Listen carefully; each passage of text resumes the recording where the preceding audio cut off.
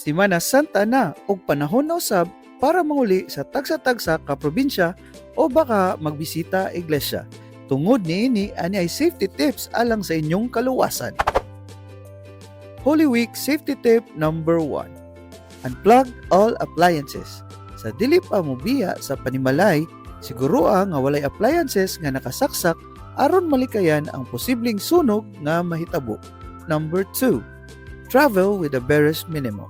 Kung mahimo ayaw pagsulob og daghang alahas og likayi ang pagdala og dakong kantidad nga cash, hinumdumi nga daghang tulisan ang nagpaabot og tsansa aron makapanulis. Number 3. Delay posting pictures. Ayaw pag-post og pictures nga real-time mahitungod sa inyong bakasyon o sa imong giadtuan kay maghatag kini og tip sa mga kriminal nga walay tawo sa inyong balay. Kung pwede lang, i-delay ang pag-post niini. And lastly, number 4, withdraw money from ATMs in busy areas. Kung mag-withdraw og kwarta, likayi ang ATM machine nga tago kaayo.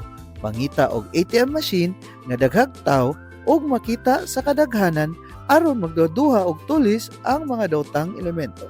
Kining mga helpful tips hatod kaninyo sa Cebu City Public Information Office. Kini si Kuya Alex, nagpahinumdom kaninyo nga the safe way is always the best way.